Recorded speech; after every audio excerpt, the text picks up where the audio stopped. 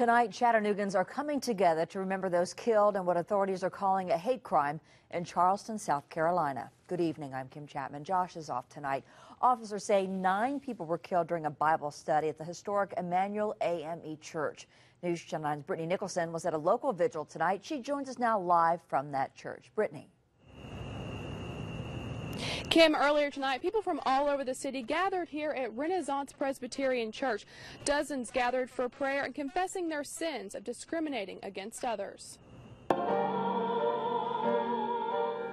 A worship service to remember and think about change. Dennis Westmeier doesn't go to church here. He says he wants the community to not just tolerate each other, but love one another. Tolerance is an evil word. It's acceptance. To me, is the word that we need to get, the attitude we need to get to. For church member Gloria Griffith, last night was one filled with tears and pain. I was deeply upset, hurt, really shocked that somebody would do this at this time. Pastor Brian Merritt says the vigil Thursday night is to talk about our community and confess on the sins we've committed against each other. In this community alone, there's a vast history that extends back all the way to slavery and the Trail of Tears.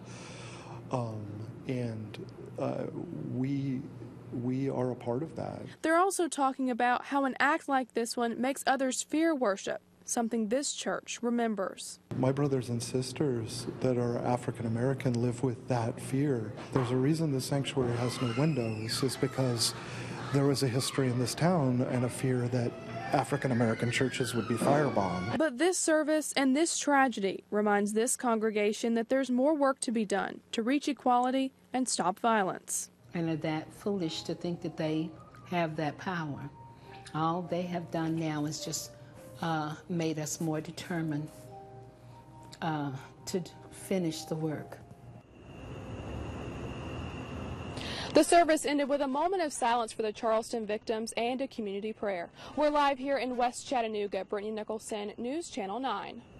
Brittany, thank you. And there were many more prayer vigils earlier today for the victims and families of those killed in South Carolina. Pastor Kenneth Love heads up St. Paul African Methodist Episcopal Church. Today, he spoke of healing and forgiveness in this very difficult time. I'm saddened by that being one of our young people in the community that does feel the way that he does, but reasoning for it is unfathomable. The tragedy also has the church reconsidering its security plans to keep its church members safe while remaining a welcome place of worship.